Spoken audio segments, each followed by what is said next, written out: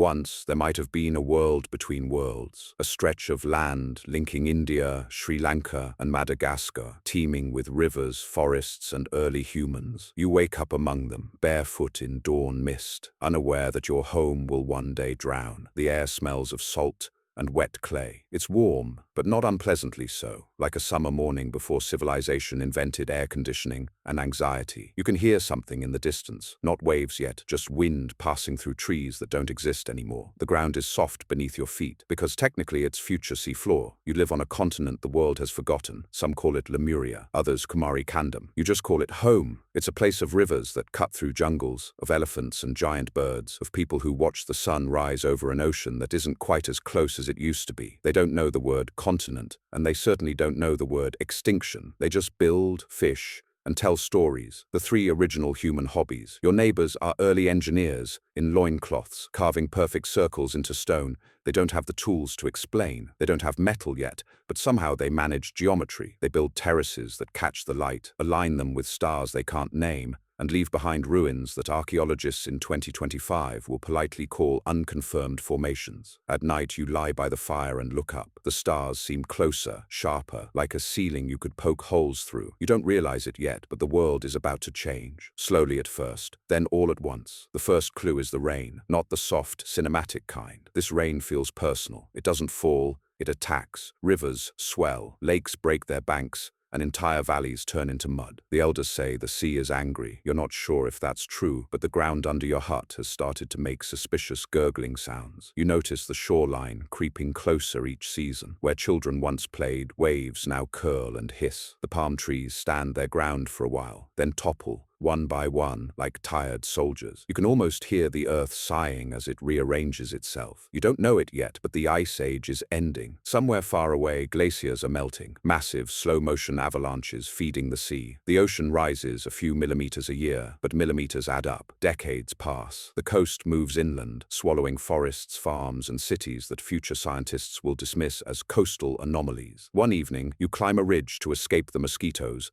and the mild, existential dread. From the top, you can see forever. The horizon glows with fire, sunset over an ocean that wasn't there last century. Beneath that gold light, entire valleys are gone. Villages that once cooked fish and gossiped are now reefs, their roofs collecting coral. You close your eyes and try to remember where the river used to run. You can still hear it in your dreams, even as the sound grows faint, replaced by the rhythmic sigh of waves. Days blur. You move inland, following others carrying baskets of grain and babies that cry in prehistoric dialects. The world feels smaller now, not because you're moving, but because the sea keeps following. Centuries later, your descendants will speak of the great drowning, a time when the gods swallowed the earth. They'll carve that memory into stone, sing it in temples, and whisper it around fires. And one day, when the ocean finally calms, divers in modern wetsuits will descend and find traces of your home, staircases that lead nowhere, walls that once held laughter, pottery fused with coral. They'll call it a mystery. You'll call it Tuesday. And as the last mountaintop sinks beneath the waves,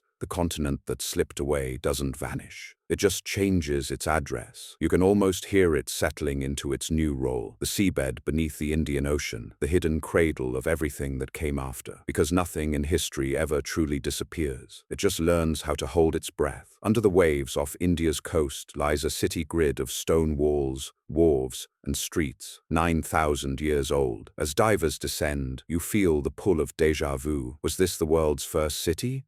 Or just the last one before the sea took everything? The water is still, but heavy with memory. Shafts of sunlight pierce through the blue, flickering over carved stones and perfectly straight avenues. You hover above it, suspended between two worlds, the living one above and the forgotten one below. The silence is absolute, except for the hiss of your own breath and the faint, almost human sound of bubbles escaping to the surface. Dwarka, the city of Krishna, a name whispered in temple chants for millennia, half legend, half ghost. For centuries, it was dismissed as pure mythology, a divine kingdom that sank beneath the sea, told in verses and bedtime stories. And yet here it is, mapped by sonar, measured by divers, and dated to an age when humans supposedly still lived in mud huts and prayed to the weather. You glide over streets paved in stone slabs as broad as tabletops, fitted together without mortar. The precision is unsettling, not the work of random collapse, but of architects who understood both symmetry and pride. Even underwater you can feel the geometry humming. Straight lines where nature prefers chaos. Angles where coral grows wild. Your light passes over what was once a harbor. Docks that curve like arms, built to cradle ships now long gone. The seabed is littered with pottery, beads and the outlines of circular platforms. One diver finds a carved step, another brushes away sand to reveal a threshold. There's a rhythm to this excavation. Brush, uncover, gasp, photograph, deny. Coincidence, some say, just rock formations. But you know what natural rock doesn't do: align itself into right angles for half a kilometer, or arrange courtyards according to astronomical coordinates that match the solstices. Nature may be clever, but it doesn't take architectural commissions. It's strange, really, to see civilization's first city underwater. You start wondering if humanity's timeline has been badly misfiled. Maybe history is like your phone's photo gallery, half the pictures labeled wrong, the best ones buried deep in the archive. In myth, Dwarka was no ordinary city. It was said to shimmer with gold, its palaces gleaming over 7 islands connected by bridges. Krishna himself ruled here, a philosopher king who tried to guide humanity before the gods packed up and left. When he died, they say, the ocean rose and claimed the city, as if even the sea was mourning. Now 9 millennia later, divers drift through its bones like ghosts visiting a cemetery of light. Coral clings to the walls. Fish dart through doorways that once framed royalty. A sea turtle glides past, unbothered, carrying more history on its shell than most historians do in their PhDs. You reach out and touch one of the stones, smooth, cold, patient. It doesn't care whether it's myth or archaeology. It's just been waiting. Somewhere above, waves lap against the shore of modern Gujarat. Tourists take selfies near temples said to mark Krishna's birthplace, unaware that just a few kilometers out, his capital city is sleeping beneath their boat rides. Scientists argue about the dating. Some say 9,000 years. Others insist it's less. But the ocean doesn't argue. It doesn't lie or exaggerate. It just buries things politely and waits for us to remember. You swim farther out, to where the sand dips into a deeper trench. There, the remains of another wall appear. Thicker, older, built with stones too heavy for primitive tools. Who lifted these? Who carved them so precisely that even now underwater you can barely fit a blade between the seams? You feel it again, that pull of recognition. It's not just familiarity with an ancient place. It's ancestral memory. Maybe you've been here before, not as a diver, but as someone who lived here, who fished these waters when they were rivers, who watched the tides creep higher each year and thought, it's fine, it'll stop soon. It didn't. When the last wave came, it didn't roar, it whispered. The city sank slowly, almost tenderly, like a candle lowering itself into water, and then the sea closed over it, as if tucking it in for eternity. Thousands of years later, we found it again, our own reflection at the bottom of the ocean. Dwarka isn't just a ruin, it's a reminder. Civilization has drowned before, and it probably will again. You ascend toward the surface, sunlight brightening above like the first dawn. Behind you, the city sleeps on, quiet, beautiful, and perfectly still. Proof that the past doesn't die. It just holds its breath beneath the waves, waiting for someone to come looking. In southern India's legends, there's talk of a land that connected Madagascar, India, and Australia. You remember the poets describing its rivers and palaces, a place that vanished in one long night. Maybe that night was the end of the Isu age. You wake to the sound of monsoon rain drumming on palm leaves. The sky is copper gray, the horizon trembling where the ocean meets memory. Somewhere beyond that line of surf lies a continent that shouldn't have disappeared. A place Tamil poets once called Kumari Kandam, the land of the Virgin Queen, a paradise said to have stretched across the Indian Ocean like a jeweled belt, binding 3 continents together before the sea decided otherwise. The story survives not in ruins, but in language. In the old Tamil epics, the Silapathikaram, the Manimekalai, you can still hear the echo of that lost land. Rivers with names that no longer have riverbanks. Cities of ivory and copper where kings debated philosophy and mathematics instead of taxes. The poets wrote of 3 ancient academies of learning, the Sangams,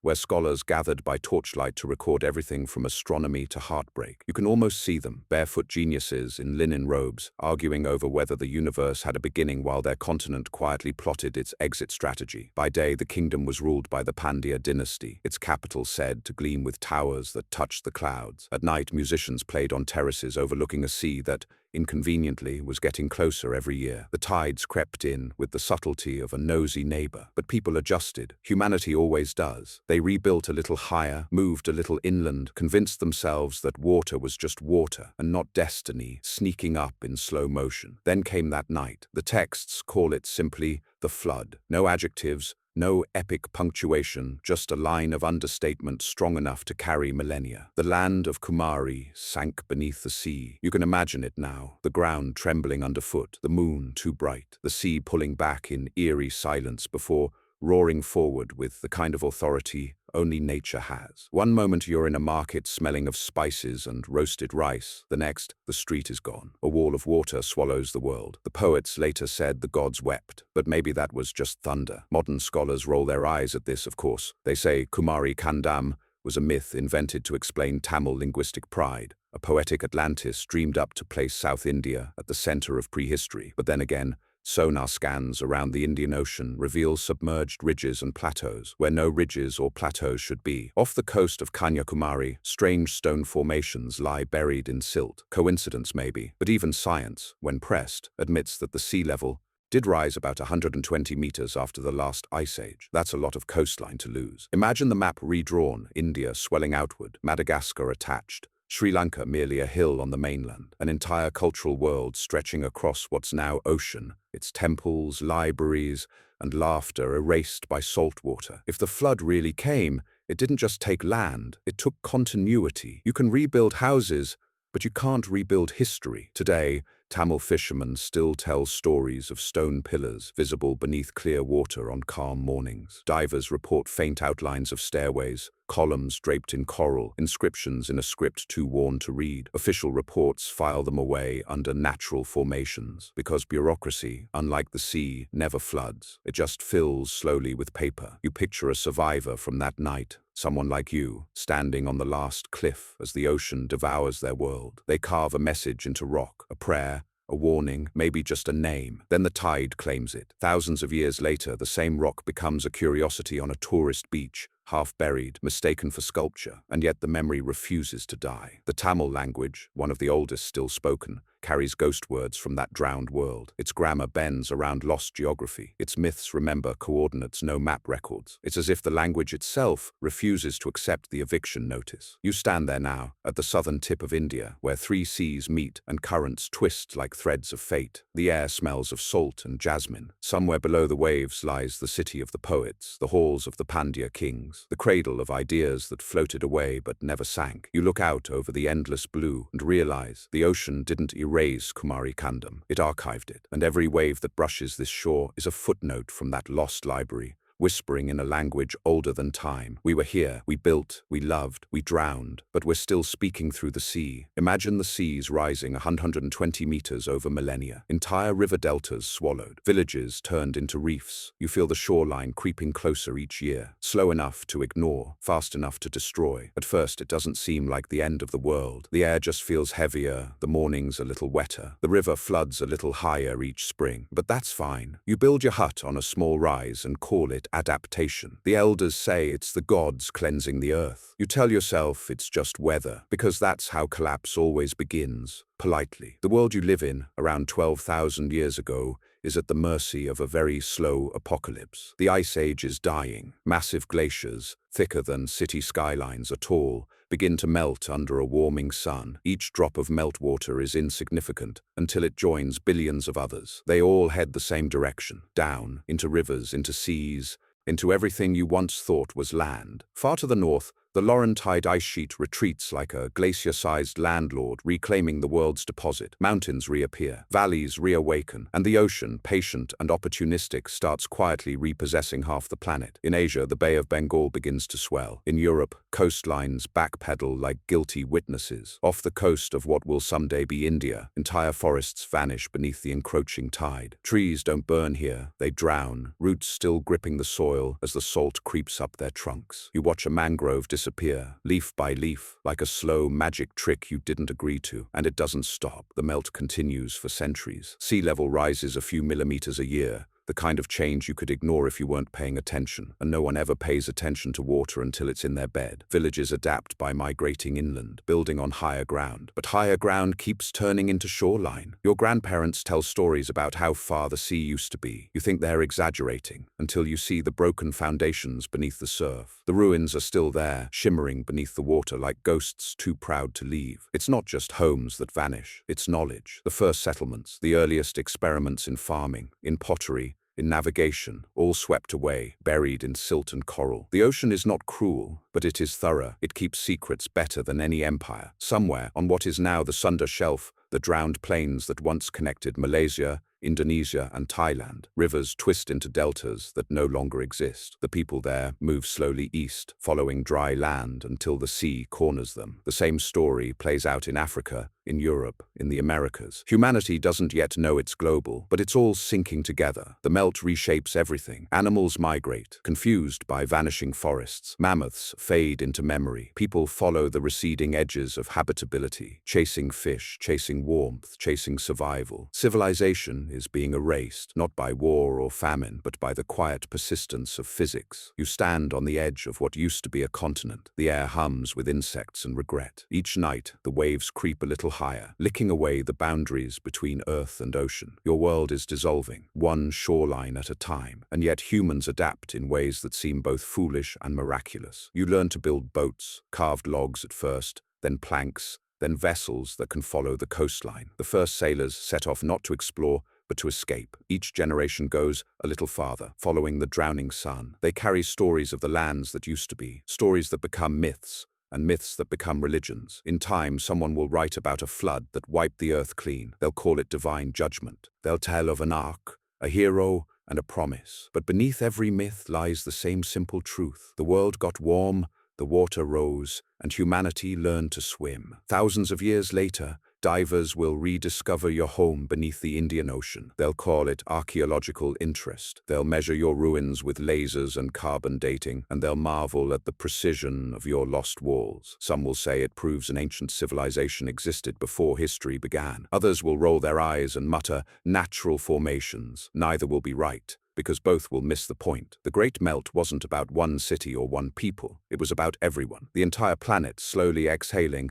after 10,000 frozen years. You can almost hear it now, the sound of ice turning to water, trickling across continents, whispering as it slides into the sea, a sound older than language, older than fear. And as you watch the sun vanish behind the rising tide, you realize the sea isn't coming for revenge, it's just coming home. Ancient mariners along the Indian coast passed down maps, not drawn, but sung, describing islands now gone. You sit by their fire, hearing coordinates set to rhythm. It's the first GPS system humanity ever invented, powered by memory and music. The night air smells like salt and smoke. The fire cracks softly, its light painting the fishermen's faces in shades of bronze and flicker. Around you, voices rise in a low chant, part melody, part instruction manual. No parchment, no compass, no ink, just voices weaving a cartography of memory. The ocean's geography carried not in hands, but in lungs. Each verse corresponds to a landmark, a rock that juts like a tooth, a current that pulls like an unseen hand, a coral ridge that hums beneath the hull at low tide. They sing of islands that no longer exist, names passed down like inheritance, Kadal Tevu,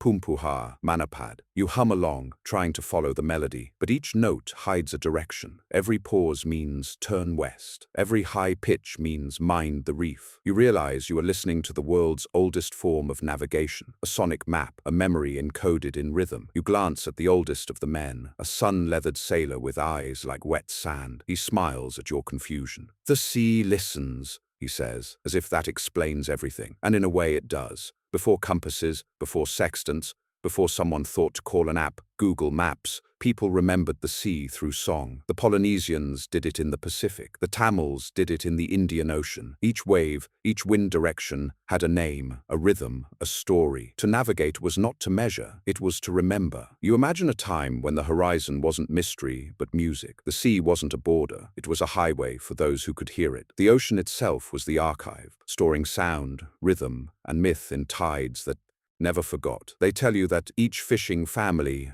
guarded its own verses, its own root songs, passed only to the next generation, whispered like passwords in a world where forgetting meant starvation. In those days, You didn't inherit land, you inherited memory. The fire burns lower, the waves pulse in the dark like a heartbeat. Someone begins another verse. This one slower, deeper. It tells of an island 3 days south, where coconuts fall before dawn. The others nod, though the island hasn't been seen in centuries. When the sea swallowed it, the song didn't die. It simply became a lament. You wonder how many other places survive only in melody, how many coasts, reefs, and peninsulas exist now only as syllables in a fading tune. Archaeologists will one day find their ruins beneath the waves, baffled by how these primitive sailors knew exactly where to look. Because the truth is, they were never guessing, they were remembering. You close your eyes and let the rhythm carry you. The song flows like water, looping, recursive, hypnotic. It's not meant to be performed, it's meant to be traveled. Each verse is a mile, each chorus a compass, and suddenly you can see it, the ocean,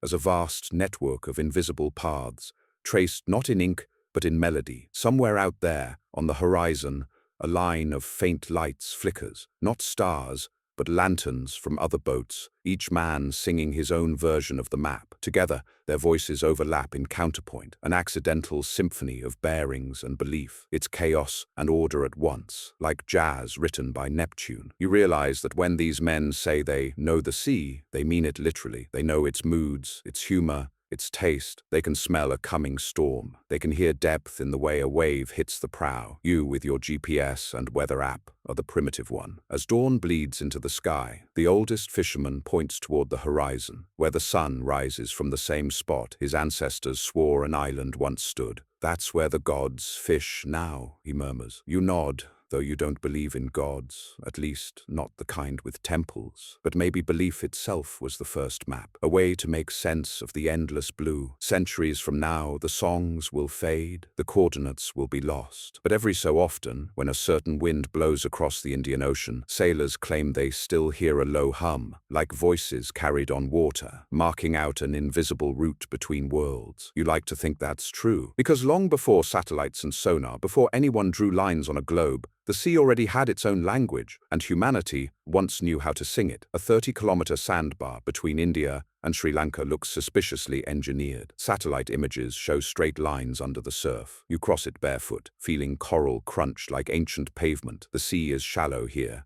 unnervingly shallow. Waves slap gently at your ankles, as if testing your resolve. The water glows with that surreal turquoise usually reserved for travel brochures and conspiracy theories. Beneath it, the sand forms a perfect chain of ridges stretching all the way to the horizon, connecting two nations that, on paper, have been separated forever. Locals call it Rama's Bridge or Ram Setu. In the Hindu epic Ramayana, it was built by an army of monkey warriors under the command of Lord Rama himself, a causeway to rescue his wife Sita from the demon king Ravana in Lanka. For millennia, the story was considered allegory, until satellites in the 1970s revealed something extraordinary, a bridge-shaped formation of limestone and sand, linking the exact 2 points the epic described. You stand there now, where legend meets Google Earth. The line beneath your feet isn't poetic metaphor anymore, it's geological evidence, or depending on who you ask, divine engineering. The stones beneath the sand aren't random either. They're rounded, carefully aligned, like someone or something placed them there with intention. You can't help thinking, this doesn't look like an accident. It looks like memory frozen in limestone. Wading forward,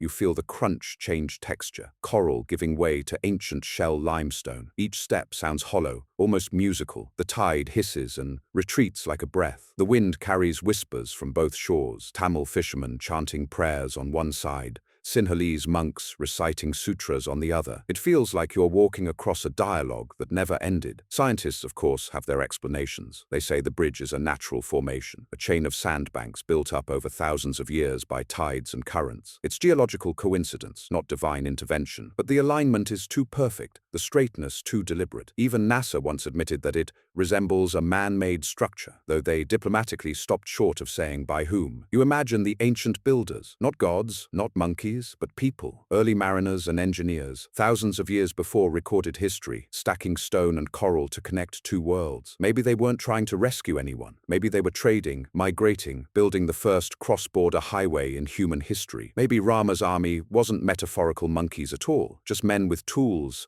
hands calloused and hearts hopeful, immortalized by poets who ran out of adjectives. The bridge isn't just myth, it's infrastructure. And like all infrastructure, it tells you exactly how ambitious humans were long before they had cranes or concrete. You can picture them, thousands of workers hauling stones from shorelines, laying them in shallow water, guided only by stars and tide. The bridge once stretched proud and dry above the sea. Boats passed beneath it. Traders crossed it, carrying spices and silk. Lovers probably carved their initials into it. Then slowly the sea took it back, but it never truly disappeared. The bones remain, a spine of stone visible even today when tides pull back. Pilgrims still walk portions of it during low tide, their feet tracing the same path that, according to legend, the gods once walked. You pause halfway, turning back toward the Indian coast. It's strange. You can see both ends of history at once. Behind you, the modern shoreline glittering with headlights and cell towers. Ahead, the silhouette of Sri Lanka, misted and ancient, its hills echoing with myth. And beneath your feet, something in between, the past that refuses to stay buried. Archaeologists debate the age endlessly. Some samples date the bridge to around 7,000 years ago, long before the supposed events of the Ramayana, while others suggest it's far younger, which means one of two things. Either the poets preserved an impossibly ancient memory, or the builders deliberately followed a myth already thousands of years old. Either way, it blurs the line between story and structure, faith and fact. You crouch and scoop up a handful of shells, wondering who else once stood here. Maybe a sailor waiting for the tide to drop. Maybe a priest offering prayers to a bridge built by gods, or by the stubbornness of humans who acted like gods before they had the word. As the sun lowers, the water glows amber, revealing the faint straight line of the causeway stretching on, whispering under the waves. The sea tries to hide it, but it can't.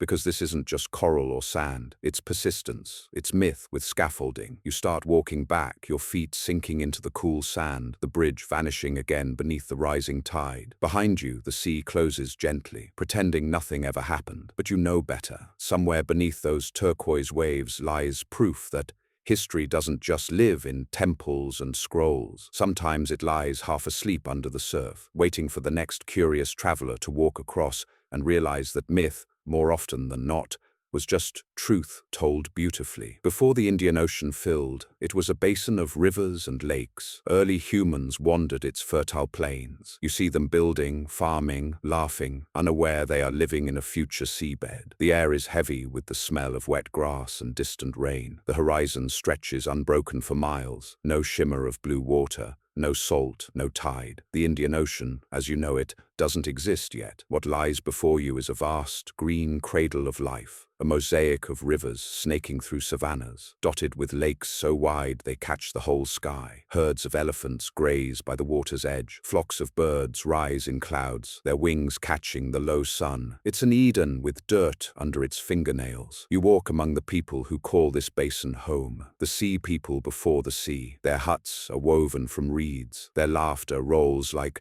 thunder over the open plain. They plant seeds in black soil that will one day rest 100 meters below modern waves. Their children chase each other between riverbanks that in your time are mapped as submarine valleys. They don't know it yet, but their world is temporary, a footnote between ice ages. At night they sit around fires and tell stories about the stars. To them, the sky is a ceiling painted with meaning. The constellations aren't just myths, they're migration routes, weather forecasts, and bedtime tales in one. One man points toward a cluster of bright lights, the Pleiades, and says they mark where the Great Lake ends. Another claims they show the path home when fog rolls in. You realize these people don't just live on the land, they listen to it. Every wind shift, every bird call, every ripple is data. They're proto-scientists, barefoot meteorologists, and philosophers who never wrote a word. The rivers they follow flow slowly toward a shallow depression, a valley that will, in time, become the Arabian Sea. From the north, meltwater streams feed the lakes. From the south, volcanic cliffs rise, rich with minerals. It's a land of abundance, the kind of place evolution favors. For now, it's paradise. But paradise has a timer. The ice to the north is melting. It's subtle at first. The lakes expand, rivers swell,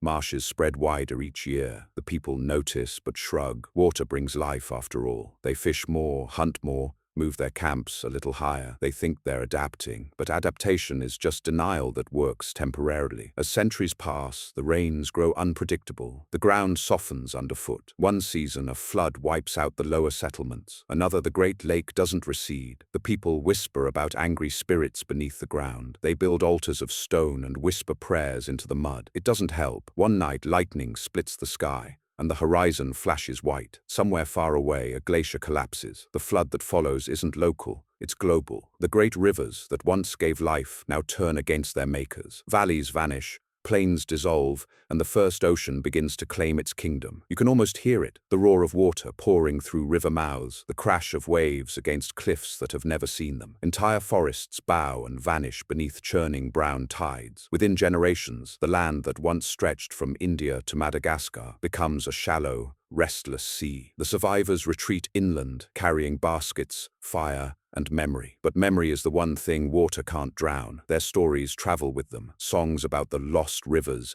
the sunken plains, the mother water who rose. Over thousands of years, those stories will morph into flood myths, tales of angry gods, of great deluges, of the earth's cleansing. The people forget the details, but not the feeling. Millennia later, divers off India's coast will find tools buried in silt, flint blades, fishing hooks, pottery shards. Archaeologists will argue over their origin, debate dates, dismiss connections. But the truth is simpler. You're looking at the remains of people who lived when the Indian Ocean was still a rumor. The ocean you know today is their grave and their legacy. It swallowed their homes but preserved their fingerprints, in coral ridges shaped like riverbeds, in sonar scans that trace forgotten coastlines.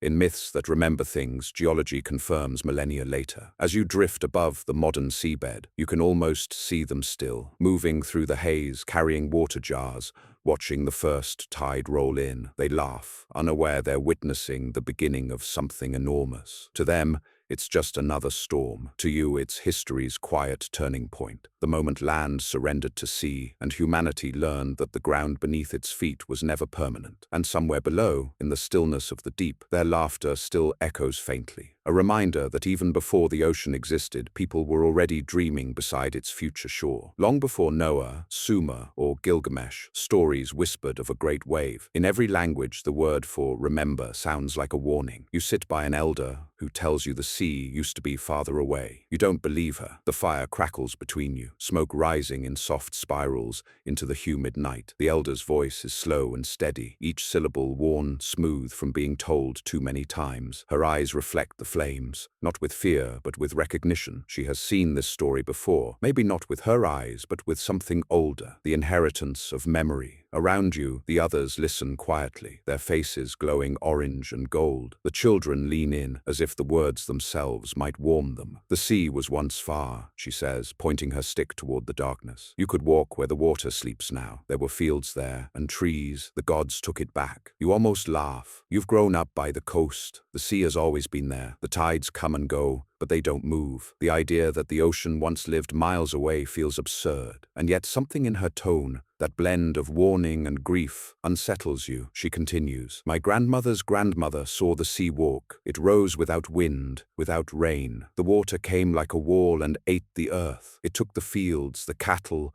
the songs. Only those who ran to the hills were spared." You picture it, a horizon rising, a line of white water growing taller and taller, swallowing everything in its path. You shake your head. The ocean doesn't move like that. Not here, not in this quiet, peaceful world. But deep down, you feel it, that twinge in your chest, when something unbelievable sounds too precise to be invention. Every culture, every coast, every language carries this same story. The first flood myth wasn't written, it was remembered, passed down by those who survived real waves, real drowning, real loss. And somewhere along the way, survival became sacred. Thousands of years later, when scribes in Mesopotamia recorded the Epic of Gilgamesh, they included a man named Utnapishtim, the one who built a boat before the world was washed away. The Hebrews turned him into Noah. The Greeks called him Deucalion. The Indians spoke of Manu, who was warned by a talking fish. The stories changed names, gods, and details, but the plot never changed. Someone saw it coming, someone built a vessel, and someone somewhere remembered. The fire pops, a spark leaps into the air, briefly glowing like a star. The elder stops speaking and simply stares toward the shore, where the black water glimmers under a half moon. "It will come again," she says softly. You smile politely, as one does when elders say unsettling things. You think she's being metaphorical. She's not. You don't know it yet, but she's describing something that happened 8,000 years ago, the tail end of the Great Melt, when glaciers collapsed and oceans surged across the continents. The rising Indian Ocean swallowed entire coastlines, devoured river deltas, and erased civilizations that had only just learned to build with stone. It wasn't one flood. It was 1,000 smaller ones, spread across centuries. Each community called it the same thing, the end of the world, and when the survivors moved inland, they took the memory with them. To them, it wasn't geology, it was divine retribution. The gods punished pride, the gods reset creation, but the truth was simpler and sadder. The climate shifted and the water rose. As centuries passed, the story ossified into religion, into morality. The flood became a lesson. Don't anger the heavens. Don't forget the sea's patience. The myth survived longer than the coastlines that inspired it. You think of the old woman's words again. The sea was father once. Now you wonder how many generations it takes for fact to become fable. 10,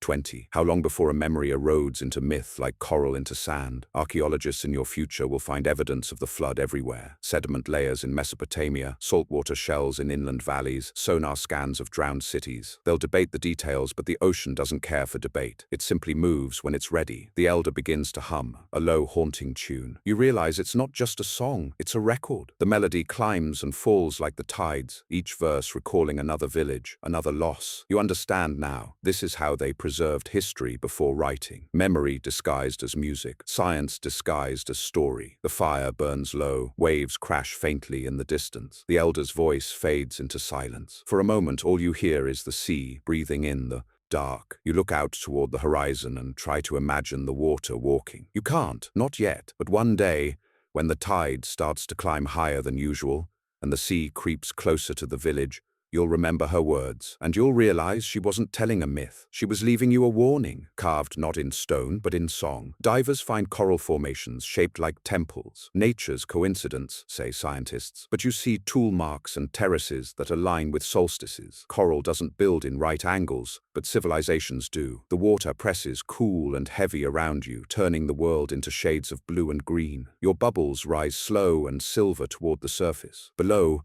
the seabed stretches into shapes that shouldn't exist. Staircases carved into rock, doorways framed in coral, columns standing like forgotten sentinels. You shine your light across the stone, and there it is again. Geometry, not the random beauty of nature, but the stubborn logic of human hands. You run your fingers along a wall smothered in coral. Beneath the living crust, the rock is smooth, deliberately shaped. The line between natural and artificial blurs. Like the sea itself can't decide whether to preserve the past or reclaim it. Scientists call these reef anomalies. You call them something else, architecture. A few meters away, a diver points excitedly toward what looks like a staircase leading up from the seabed. Each step is even, worn but perfect in proportion. A school of fish glides over it, their scales catching the sunlight that filters down like liquid gold. You tilt your head, and suddenly the pattern clicks. This isn't erosion, it's intention, and intention means civilization. They call this site one of the underwater temples of the Indian Ocean. But that's just a polite way of saying,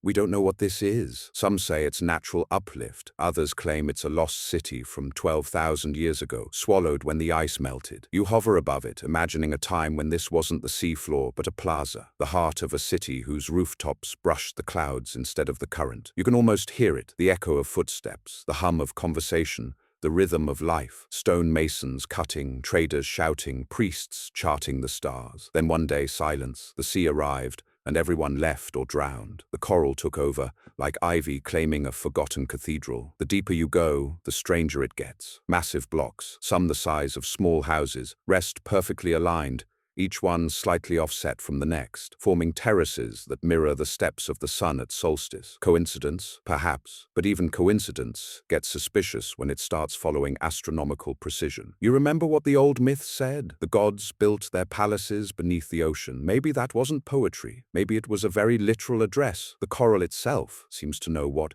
it's guarding. It wraps around pillars like velvet, softening the edges of the impossible. The polyps glow faintly under your flashlight, alive and ancient at once. It's a living skin over dead stone, life protecting memory. Back on the surface, scientists are debating again. It's natural erosion, one insists, waving a photograph. There's no evidence of tools, but you've seen the grooves, symmetrical, deliberate, unmistakably carved. Marine faulting, another says. You want to laugh. When nature makes right angles this clean, she's usually been taking notes. The truth, you realize, is uncomfortable. If these formations are man-made, they rewrite everything we think we know about prehistory. It means someone down there was cutting, lifting, measuring stone thousands of years before Egypt, before Sumer, before recorded time. It means civilization didn't just rise, it drowned. You think of the coral again, the world's most patient archivist. It doesn't argue, it doesn't reveal, it simply grows, millimeter by millimeter, until history itself becomes habitat. Fish swim through ancient corridors. Crabs rest on the pediments of forgotten gods. The ocean turns ruin into reef, tragedy into ecosystem. As the sun begins to set, you float on the surface, the waves cradling you like a secret. Beneath your back lies a dead city reborn, one species fall, becoming another's foundation. You look toward the horizon and realize the sea isn't erasing history, it's curating it. Each coral bloom is a footnote, every anemone a signature. The ocean doesn't destroy, it repurposes. And somewhere beneath you, the coral architects are still at work. Silent masons rebuilding what humanity once lost, designing temples not for gods,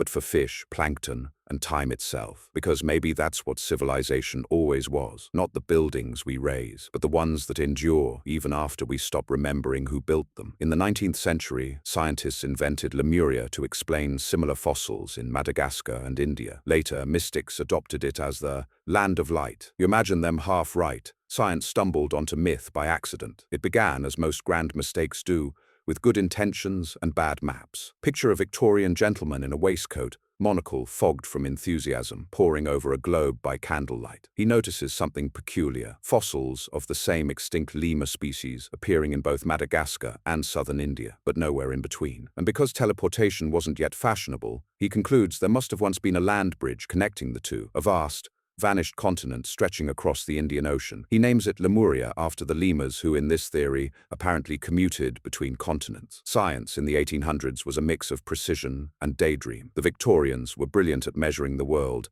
but they couldn't resist romanticizing it. So Lemuria, originally a zoological theory, soon evolved into something more glamorous. Scholars proposed it as the birthplace of mankind, the cradle of an ancient advanced civilization wiped away by tectonic tragedy. Darwin had barely finished scandalizing the clergy, and already other scientists were busy relocating Eden beneath the waves. And then came the mystics. The Theosophists, a group of spiritual philosophers who loved both Sanskrit and seances, took the idea of Lemuria and ran with it, straight into metaphysical chaos. Helena Blavatsky, the era's most famous mystic and possibly its most creative copywriter, claimed that Lemuria was home to a spiritual race, the third root race, beings of light and thought who reproduced by budding like trees and communicated telepathically. Lemuria wasn't just lost land, it was a lost vibration. You imagine the Victorians sipping tea while reading her accounts, proper men with mustaches nodding gravely at the notion of glowing proto-humans living under the Indian Ocean. To them, it sounded exotic, scientific, and just mystical enough to sell books. The British Empire might have ruled half the world, but in their hearts, they wanted the other half to be Atlantis. It's funny how myth and science sometimes trade hats. The geologists of the 1800s were trying to explain continental drift before they had the math for it. The mystics, meanwhile, were explaining cosmic memory before they had Freud. Both sides, in their own eccentric ways, were trying to answer the same question. Where did we come from? And why does the ocean feel like it's hiding something? Today, of course, Lemuria has been scientifically debunked. Plate tectonics explains the fossils. India and Madagascar were once neighbors on the supercontinent Gondwana, slowly drifting apart over millions of years. Lemuria never existed, not in rock anyway, but somehow the myth refused to sink. In New Age circles, Lemuria re-emerged as a land of light, a civilization of peaceful healers who used crystal energy to balance the planet's soul, which frankly sounds more relaxing than colonialism. Channelers claim to hear messages from Lemurian elders. Spiritual influencers sell Lemurian quartz that allegedly holds the frequency of enlightenment and conveniently fits into your shopping cart for $59.99. You might laugh, but then again, there's something strangely touching about humanity's refusal to let Lemuria die. The Victorians used it to explain bones. The mystics used it to explain meaning. Both were trying to fill the same gap, the emptiness between what we can prove and what we feel. You lean back in your chair, picturing that lost continent, not as a literal landmass, but as a metaphorical one, the place in our collective imagination where science and myth shake hands awkwardly, pretending they don't have the same goal. Maybe Lemuria never existed in the ocean, but it definitely exists in the human mind, that restless, uncharted sea that hates leaving a blank space on the map. And who's to say the Victorians were entirely wrong? Beneath the Indian Ocean lie drowned plateaus, submerged ridges, and the ruins of coastal cities, older than we're comfortable admitting. Maybe there was something there, not glowing superhumans perhaps, but humans nonetheless, living and dying long before our textbooks began. You imagine a Lemurian fisherman, 20,000 years before Queen Victoria, tossing his net into a river that no longer exists. He doesn't know he's part of a legend. He doesn't know his homeland will one day be called a fantasy. He's just trying to catch dinner before the tide comes in. And maybe that's what Lemuria really represents. Our need to connect dots across time, to make stories out of evidence, to look at a fossil and see a civilization. The Victorians dreamed it, the mystics sanctified it, and we, centuries later, still can't let it go. Because deep down, every generation needs its own lost world, a place where science ends and wonder begins. And if Lemuria never existed, well, it should have. The island's rivers hide tools older than Homo sapiens' known range. You pick up a shard of obsidian and realize someone was here before us, and the ocean took their name. The shard fits awkwardly in your palm, its edges still sharp after tens of thousands of years. It catches the light just enough to remind you this was once a tool, not a relic. Someone shaped it, held it, used it, and then vanished, leaving the island to the whispers of the tide. The jungle hums around you, full of life but thick with absence. Madagascar feels haunted, not by ghosts, but by memory. Archaeologists have always treated Madagascar like the latecomer to history, an island supposedly uninhabited until around 2,000 years ago. But the rivers keep telling a different story. Each rainy season, new discoveries surface. Flakes of obsidian, bone scrapers, polished stone axes. They're too old, too refined, too deliberate to belong to the known settlers. Some date back over 10,000 years. Others, impossibly, stretch into deep prehistory. It's as if someone lived here before we did, long before the word "we" meant anything. You kneel beside the water, letting it flow cold over your hands. It's easy to forget this river used to be the shoreline. Thousands of years ago, the sea was farther out, and these valleys were coastal plains. Whoever lived here might have walked dry ground that now sleeps beneath the waves. Their villages, their graves, their fires, all of it drowned by time and tide. The Indian Ocean doesn't erase, it just buries things beautifully. The locals still speak of them, though not in archaeological terms. In old Malagasy stories, there are people called the Vazimba.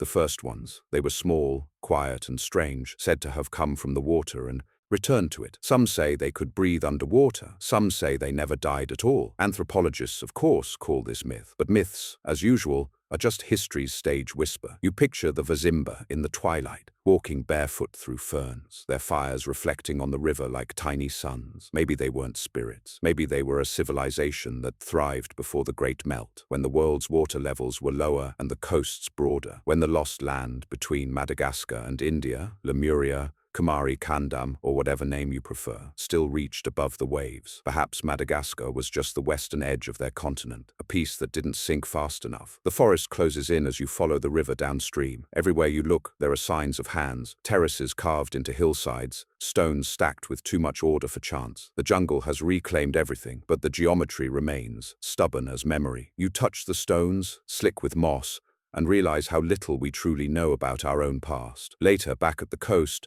you walk along the shoreline. The sand sparkles under the setting sun, and the waves drag at your ankles like they want something back. Every few steps, you find more evidence, fragments of pottery, shards of shells that were once tools. The ocean is generous with hints, stingy with answers. Scientists argue endlessly about who the first settlers were. Some say Austronesians from Borneo, others claim Africans from the mainland, or both, blending cultures and genes into something new. But the tools in your hand tell a different story, one too old for either migration. A story written in obsidian, waiting for someone to read it. You imagine the last of those ancient people watching the tide rise, helpless as the world changed around them. Maybe they built boats, fled inland, or simply stayed, believing the sea would retreat. It didn't. The waves crept in until the fires went out, and their names slipped quietly beneath the surface. Today, the lemurs swing through forests that grew over forgotten villages. The same rivers carry their reflection, and the faint echo of a civilization erased so thoroughly that even its language dissolved. And yet, every storm uncovers another artifact, another reminder that history isn't linear, it's tidal. It comes and goes, washing truths onto shore just long enough for us to notice. You hold up the obsidian shard one last time, turning it over in your hand. It's cool, dark, and impossibly familiar. Whoever carved it, they knew this island's rhythm, the same rhythm that still beats beneath the surf. You drop it gently back into the water,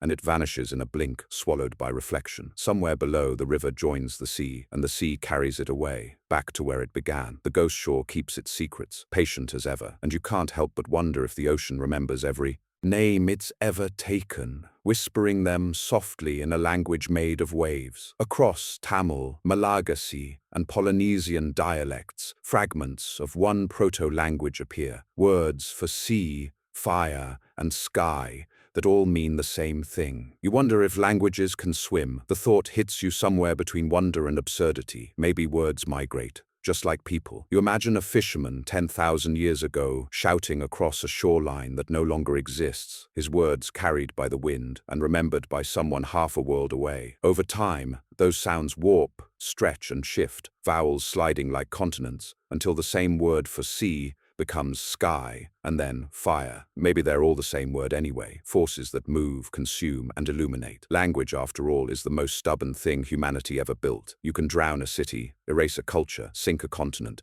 but some words will survive, floating like driftwood from one shore to the next. In Tamil, the word kadal means sea. In Malagasy, the same root means ocean. In some Polynesian tongues, kai means sea, or food. Three distant cultures, three edges of the same ocean, all whispering the same sound. Coincidence? Maybe, but coincidence starts to sound suspicious when it sings the same tune for 10,000 years. You picture it, a web of trade routes before trade had a name, people sailing between India, Madagascar, and the Pacific. Their words packed alongside spices and stories. They didn't need written alphabets. Their languages were maps, compressed into syllables that carried directions, myths, and warnings. Every island added an accent, every wave a new rhythm. And like the tides, their words drifted. Linguists call these cognates, shared words that hint at common ancestry. To them, it's evidence of migration, of lost families of speech. But standing here, listening to the ocean hum against the rocks, you realize it's more than data, it's memory. These words didn't just travel, they survived. You kneel by the surf and let the water run over your fingers. The waves sound like whispers if you listen long enough, a low murmur repeating something ancient. Maybe that's why the same root word for mother appears across the globe. Amma, mama, ima, Uma. The sound itself is primal, the first syllable we ever made. The ocean doesn't just connect coasts, it teaches tongues. Even the word island carries irony. In Tamil, Tivu. In Malagasy, Nosy. In Polynesian, Motu. Different, but all born from the same necessity, the need to name separation. These early mariners, drifting between fragments of the drowned world, invented words to anchor themselves, tiny buoys of meaning in an endless sea. You can imagine them meeting on some forgotten shore. One sailor points to the horizon and says "Cuddle." The other nods and replies "Kai." Neither understands the other fully, but both understand the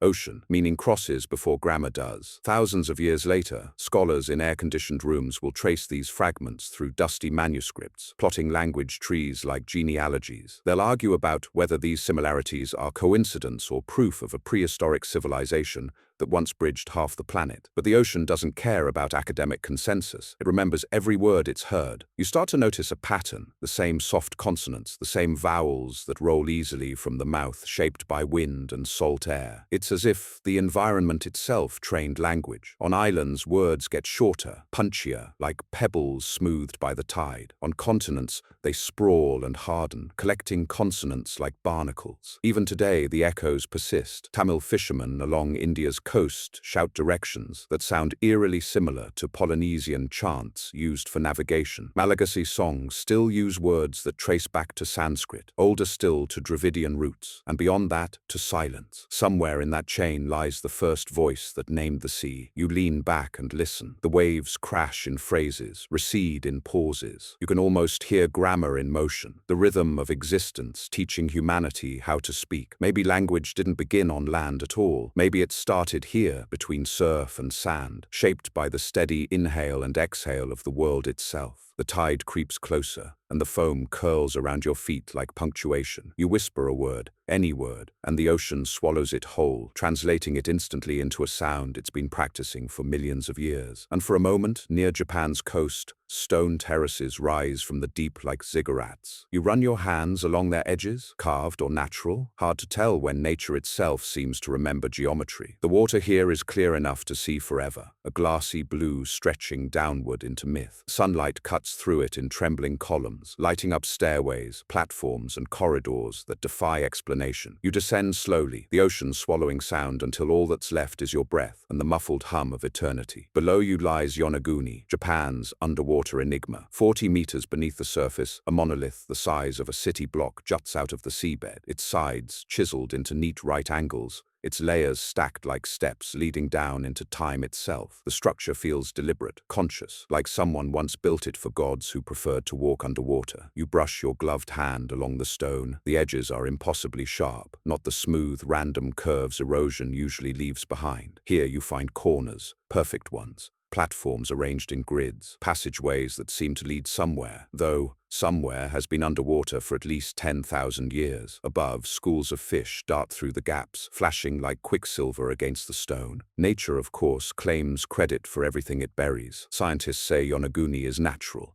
a product of tectonic shifts, the slow shearing of sandstone, the patient chiseling of waves. But then again, nature doesn't often sculpt stairs with rises of equal height. It doesn't carve doorframes or level plazas. It doesn't leave behind what looks suspiciously like a stadium. When the structure was discovered in 1986 by a diver named Kihachiro Aratake, it immediately split the world in two, the believers and the skeptics. The believers saw a lost civilization, Japan's own Atlantis, proof that humans built cities before the Ice Age floods erased them. The skeptics saw erosion and wishful thinking. But underwater, staring at these impossible shapes, doubt feels like the least scientific reaction you could have. You kick forward, gliding over a rectangular platform the size of a football field. There are steps, 7, evenly spaced, descending into what looks like a ceremonial pit. You can almost imagine priests standing here once, chanting to the sea before the sea answered back. Maybe this was a temple, or a calendar, or simply the world's most beautiful mistake. From above, the whole complex looks eerily familiar. Terraces, courtyards,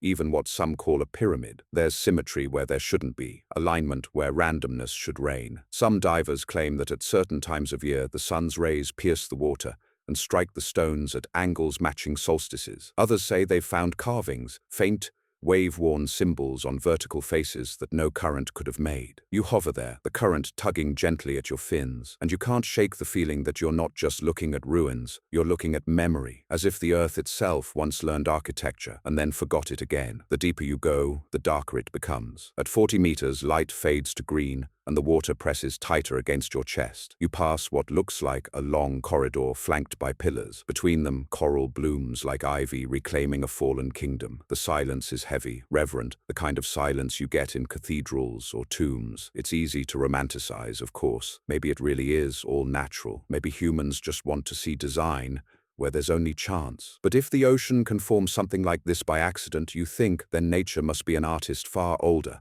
and far cleverer than we give her credit for. When you finally rise to the surface, breaking through into sunlight, the waves slap gently against your mask, as if laughing at you. Whether man-made or not, Yonaguni remains exactly what the sea loves most, a mystery that resists ownership. You float there, breath steadying, staring out at the endless blue. Somewhere beneath you lies a question carved in stone and salt. Who shaped it? When? And why did it vanish? Maybe it was us. Maybe it was someone before us. Or maybe it was the Earth itself, trying out architecture before handing the tools to humanity. And as you drift back toward the dive boat, the current nudging you gently east, you realize something humbling. Whether built by hands or waves, Yonaguni proves the same truth. Civilization, like stone, is temporary, but mystery endures forever, patiently waiting beneath the waves for someone else to come asking. Long before the Silk Road, trade moved by sea. Shell beads, obsidian, and coconut fibers tie Africa, India, and Australia together. Civilization didn't spread from one place. It circled the ocean like a heartbeat. You stand on a beach somewhere between myth and memory. The tide breathes in and out, dragging the sand from beneath your feet like a slow exhale. The horizon is wide, unbroken, shimmering with the ghosts of sails. Long before the great empires, before writing, before the world had borders or even names, this stretch of water connected lives and worlds that never thought of themselves as separate. The Indian Ocean, calm, warm, and deceptively kind, was humanity's first highway. Picture it. 10,000 years ago, a handful of palm frond boats gliding out from a river delta in what is now India. The sailors carry baskets of polished shells, obsidian blades, and the early arrogance of curiosity. Across the water, another group from the Horn of Africa does the same. They meet somewhere near an island chain that no longer exists, a convenient refueling stop before it was swallowed by the sea. There's no flag, no empire, just two groups of humans discovering that their languages don't match, but their smiles do. Trade begins, quietly, beautifully, with a gesture. It starts small. Shells from East Africa appear in Indian villages. Beads made in Gujarat show up in Madagascar. The same patterns of pottery spread from Sumatra to Sri Lanka. Their geometric swirls almost identical, as if drawn by a single hand. Each fragment is a clue, a breadcrumb in the sand, proving that before land routes existed, humanity was already networking, not through fiber optics, but through coconut rope and wind. Archaeologists call this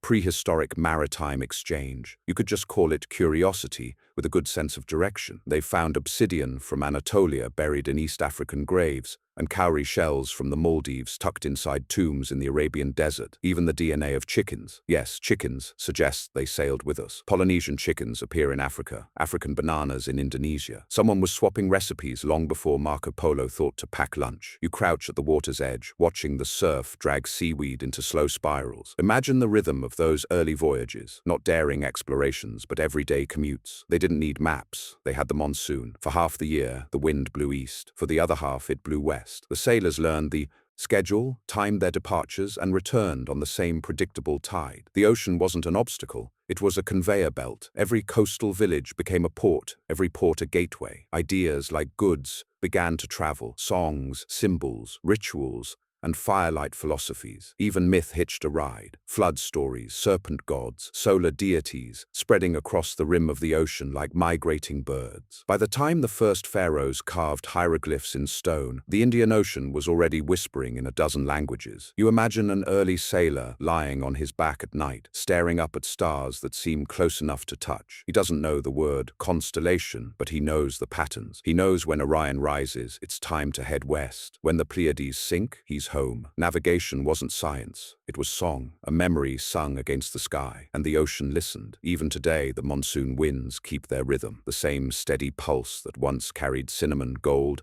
ivory, and gossip between continents. In many coastal villages, ancient boat designs remain unchanged. Stitched planks, sealed with resin, sails cut to catch the wind's oldest habits. The sailors of Yemen, Kerala, Zanzibar, all still speak a faintly similar dialect of the sea. Words like dhow and marakip drift between them, proof that trade left its echo in language. As night falls, you can almost see the glow of lanterns bobbing on the horizon, an ancient convoy of human persistence. They weren't explorers or conquerors, they were connectors, weaving the edges of the world together, one tide at a time. And maybe that's the real origin of civilization, not a single birthplace, but a network, not a spark, but a circuit. The Indian Ocean didn't just cradle early humans, it introduced them to one another. You look out at the dark water, calm and endless, and it's easy to imagine that under those waves lie the remains of thousands of tiny exchanges, a broken pot here, a lost anchor there, there, the invisible fingerprints of the first global conversation. The world we know today, its roots, its rhythms, its restless desire to reach across distances, began here, between Africa and Asia, carried on a tide older than history. Because before humanity walked the earth with purpose, it sailed. Massive basalt blocks lie submerged off the Maldives, aligned perfectly north-south. The engineers' names are gone, but their math still works. You wonder if the compass was invented underwater. The current is slow tonight, lazy, as if the sea itself is reminiscing. You descend through bands of blue until the shapes below sharpen. Dark, deliberate geometry rising from the sand, basalt, volcanic, unyielding, heavy as intention. The slabs stretch in a straight line, a path carved into the seafloor with such precision that even modern instruments have to squint in disbelief. It's not chaos down here, it's order, ancient, exacting, almost smug about it. You run your hand along one of the stones, smooth, polished by centuries of current, but too precise to be random. Each block sits aligned to true north, the same direction compasses will one day claim as their own discovery. Yet whoever placed these stones had no iron needles, no magnets, no maps, only the stars, the wind, and a genius for direction that modern civilization seems to have misplaced. Scientists have a name for this kind of thing: anomalous alignment. It's what they say when they don't want to admit they're impressed. To them, it's just another coincidence, a quirk of tectonics and luck. But you can almost feel it: the pattern, the calculation, the whisper of design. These weren't rocks that fell into order. They were put here. The formation lies just off the northern Maldives, near a submerged ridge where volcanic islands once rose above the waves. Around it are the remains of terraces and channels, like fragments of a blueprint too big for comprehension. Some divers claim to see outlines of walls. Others say it's just coral pretending to be architecture. Either way, the ocean guards the mystery like a jealous librarian. Imagine it thousands of years ago, an island of engineers, craftsmen, astronomers. They cut these stones with tools now turned to dust, measuring by starlight and shadow. Maybe they charted the equinox. Maybe they used these structures as navigation beacons, the world's first GPS, back when the sea was still the main road of humanity. Their work was so good, so precise, that it outlived the culture that made it. The people vanished, the math stayed. You float above what looks like a massive platform, each block fitted with eerie accuracy. Between them, fine sand collects like dust in an abandoned house. You imagine the engineers working side by side, sweating in the tropical sun, arguing about angles and currents, never realizing that their island and their history would someday sink. They built for eternity, and eternity came early. When the flood arrived, slow, certain, merciless, they must have watched the sea creep higher each year, the horizon growing fatter until it ate the sky. Maybe they tried to save the monuments, piling more stone, invoking their gods. But the ocean doesn't bargain. One day, the tide simply didn't go out. The workshops filled with salt water, the tools rusted, and the equations vanished beneath the surf. Now, millennia later, we rediscover them by accident. Divers looking for coral reefs stumble upon geometry. Geologists call it coincidence. Historians call it myth. But deep down, everyone who sees it feels the same thing: respect. Someone knew what they were doing. Someone understood structure, symmetry, and the planet's tilt long before civilization claimed to invent science. Even the orientation, north-south, is perfect. It mirrors the Earth's magnetic field, an invisible truth that wouldn't be formally mapped until thousands of years later. The builders didn't need compasses because they were compasses, walking instruments of intuition and astronomy. You rise a few meters, looking down at the pattern below, a colossal shadow grid beneath the waves. The basalt glows faintly under filtered sunlight, each edge tracing a logic that refuses to erode. The longer you stare, the more it feels like standing above an ancient machine, still humming quietly, waiting for someone to remember how to turn it on. Back on the surface, the Maldives gleam like jewels. Resorts, sunbeds, laughter. Nobody suspects that just below the waterline lies an equation older than empire. The engineers' names are gone, but their fingerprints remain, pressed into basalt, pointing north as if still trying to tell us something. You close your eyes and drift with the tide. The ocean murmurs, the same sound those engineers must have heard while they worked. Maybe it inspired them, or maybe it warned them. Either way, they listened. And as the waves carry you gently away from the site, you can't shake the feeling that their design wasn't just for the stars, or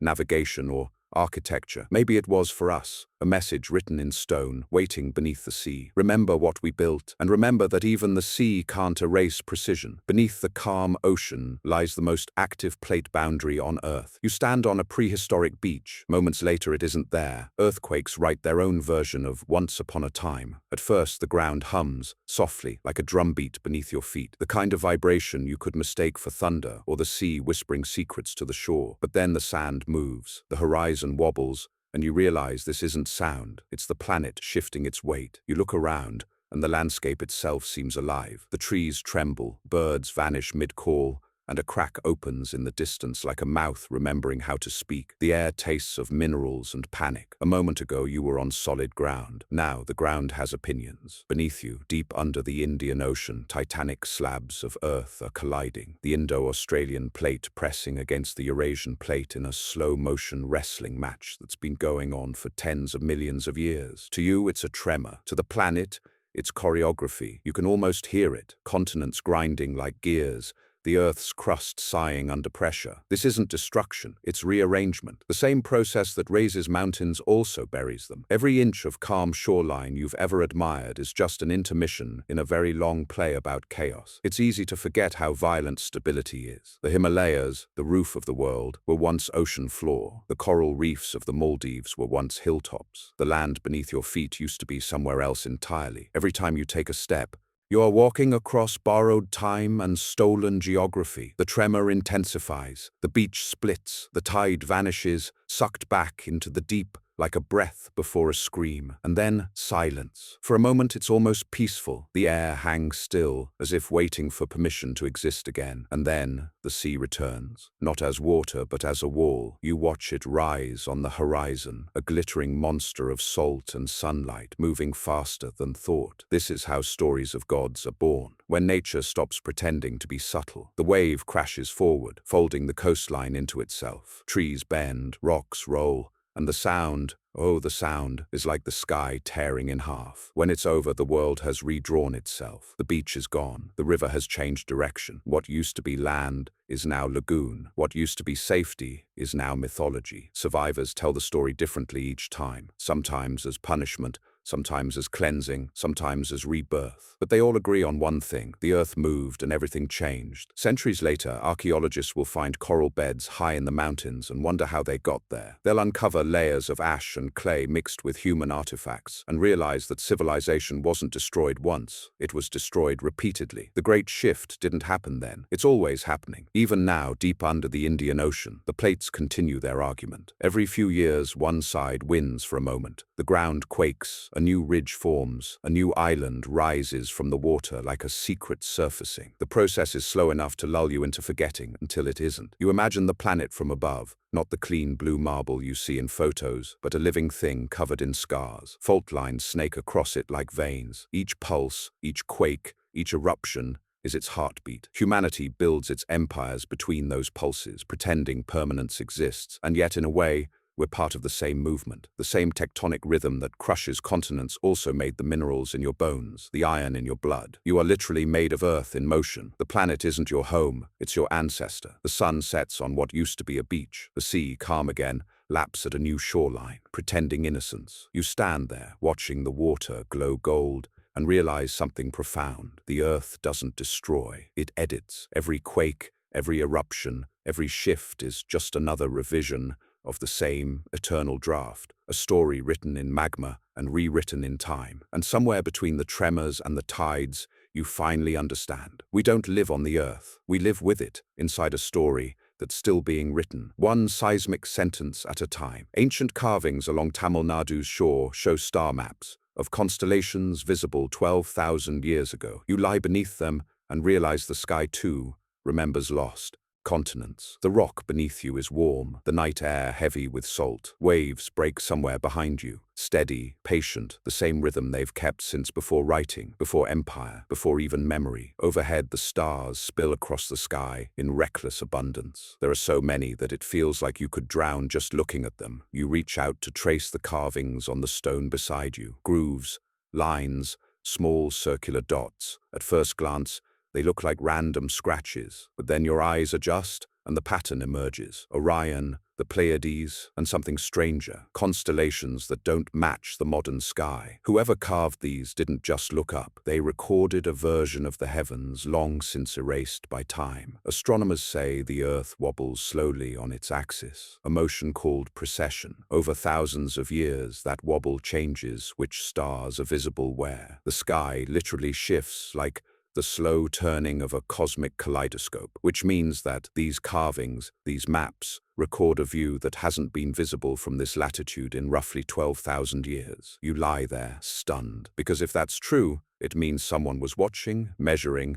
and mapping the stars here when most of humanity was supposed to be hunting mammoths. The carvings are found along the southern coast of India, near Mahabalipuram, and further down toward Kanyakumari, ancient trade ports turned myth. Some depict not just constellations, but entire sky charts aligned to solstices and equinoxes. The precision is unnerving. They weren't doodling, they were documenting. And you realize, these weren't just stargazers, they were astronomers. The stars were calendars long before they were metaphors. To early coastal civilizations, they marked everything: planting, tides, fishing seasons, monsoons. The night sky was both clock and compass, a mirror of the sea below. The same constellations that guided fishermen home also told priests when to hold ceremonies and kings when to fear the flood. You imagine them, a circle of figures standing on this very rock, torches flickering, heads tilted back, debating the shape of the universe. One points toward the horizon, where a bright star hangs low over the sea. "That one rises before the rains," he says. Another corrects him, tracing lines between the dots with a stick. They argue, measure, chant, record, and all the while the ocean whispers against the shore, nodding like an approving parent. The carvings here align almost perfectly with megalithic structures inland: dolmens, stone circles,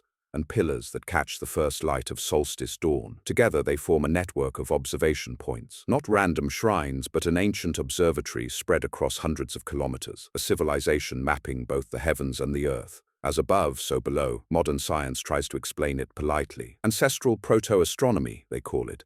Cultural sky law. But when you see the precision of these carvings, the way each point lines up to stars that no longer shine from this angle, you start to wonder if that's just academic shorthand for, "We have no idea how they did this." Some of the carvings include patterns that don't correspond to known constellations at all. Strange clusters, spirals, and rings. Some scholars think they depict comets or meteor showers. Others whisper about lost stars, supernovas, even celestial bodies now hidden behind cosmic drift. The carvings may be the oldest record of the sky's forgotten architecture, a message not to gods, but to time itself. The more you stare at them, the more you feel something unsettling. These astronomers weren't just recording the heavens, they were predicting loss. They knew the stars would change, that future generations would look up and see a different map. Maybe this was their way of saying, "We were here, we watched, we understood. You look back up at the night sky, the stars above you are not the same ones they saw, but they occupy the same place in your imagination. Light travels across millennia to meet your eyes, the same light that touched theirs. The carvings beneath you are stone, the sky above you is fire. You exist between the two, a brief flicker in an ancient conversation between earth and heaven. Somewhere in that vast silence,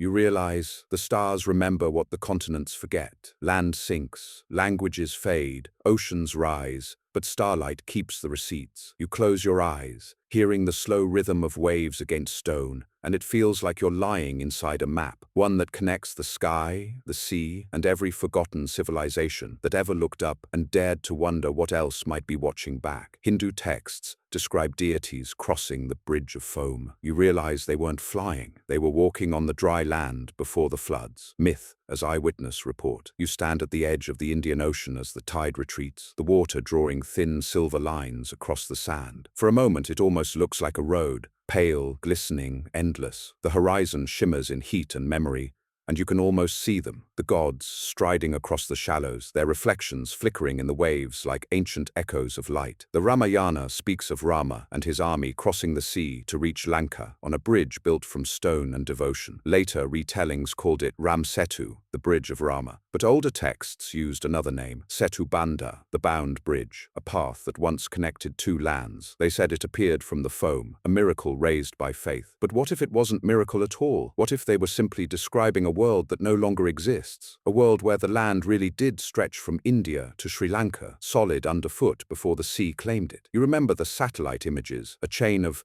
sandbanks, and coral reefs stretching 30 kilometers across the Polk Strait, visible even from space. The line is too perfect, too stubbornly straight. Scientists call it a natural formation. Poets call it divine. But myths often begin as the most poetic kind of memory, truth wearing metaphor as disguise. Imagine it 12,000 years ago. The water was lower then, the climate cooler. Between India and Sri Lanka lay not ocean, but a plain, dotted with rivers, mangroves, and the occasional herd of elephants. Humans walked freely across, trading shells, stories, and marriages. The same passage that gods once crossed was likely an ancient migration route, a living artery between cultures. The people who lived then had no reason to call it a miracle. To them, it was Tuesday. Then came the warming. Ice melted, oceans swelled, and the plains began to drown. It didn't happen overnight, at least not for the sea. But for the people, it must have felt like an apocalypse in slow motion. Villages became islands, islands became reefs, and the road between worlds disappeared under the waves. Centuries later, when the survivors told the story, they described what they remembered, a time when the gods themselves could walk across the sea. Because what else could they call a bridge that vanished beneath the horizon? To lose something that immense must have felt divine, or cruelly so. You look at the horizon again. The bridge of foam is still there, in a way,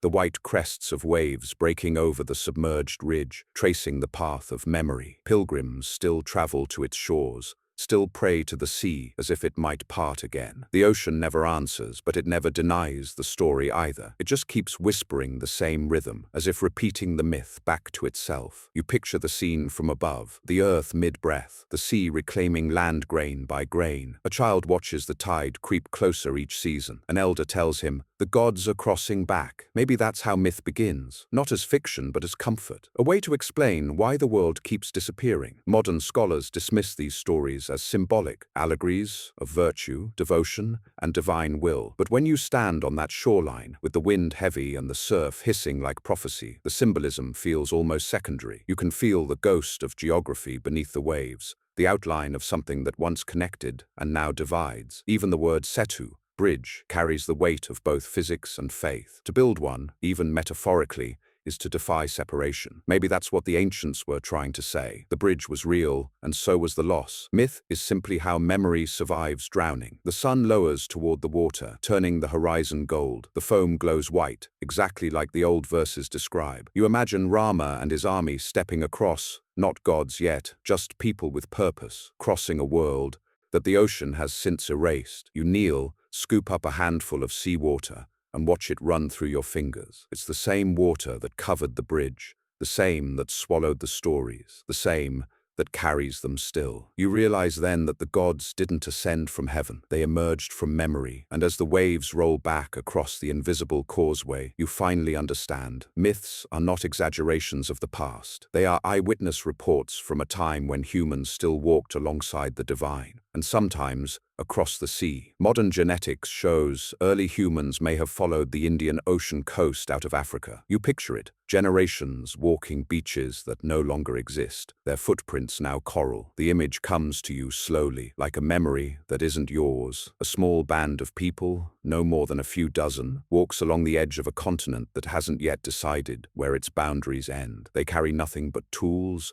children, and hope. The sea glows silver in the moonlight. The waves lick their ankles. They don't know it, but they are leaving Africa, and in doing so, beginning humanity's longest journey. For decades, textbooks taught that humans marched out of Africa through a dry land route northward, across deserts and river valleys into the Middle East. But new evidence, genetic, archaeological, and geographical, suggests another path entirely, the coastal migration theory. Instead of trudging through sand and scarcity, early humans hugged the shorelines, following fish, shellfish, and freshwater streams along what was then a much wider coastal plain. They didn't conquer the world in one bold push. They meandered, they wandered, they beach-walked their way into history. You imagine their route like a ribbon tracing the ocean's edge, from the Horn of Africa to Yemen, then along the coasts of Oman, Iran, India, and beyond, following the curve of the Indian Ocean like a living thread of DNA. They moved with the tides, not against them. For every generation, the horizon was both home and invitation. The journey wasn't one of conquest, but of rhythm. The sea provided everything: water, food, navigation, even calm. Each dawn, the women gathered shellfish, while the men fished with spears carved from driftwood. Each night, fires flickered along the beaches, their smoke rising into a sky crowded with stars, the same constellations we still name, though our feet no longer touch those same shores. Somewhere along that route, a child would have looked at the rising sun over the ocean and thought it was following them. They probably had no idea they were crossing continents. They weren't explorers. They were just surviving, following the coast the way the heart follows the pulse. Genetic studies confirm what those imaginary footprints imply. Tiny markers in our DNA, mitochondrial codes passed from mother to child, map out a journey that began in East Africa around 70,000 years ago and spread like ripples from a stone dropped into water. Each coastal group carried their genes, their tools, their fire, and their stories farther east. By the time they reached India, they had become coastal specialists, people of tides and reefs. But the world they walked through is gone. The sea levels then were over 100 meters lower. What is now ocean floor was once grassland and river delta, lush, fertile corridors that stretched for miles. The places where those first humans built fires and told stories are now hidden beneath coral and sand. The Indian Ocean doesn't just hide ruins, it hides the very beaches of our beginning. Every so often, a fisherman in Gujarat or Oman hauls up something ancient, a worked stone tool, a fragment of bone hardened to mineral. They become artifacts in museums,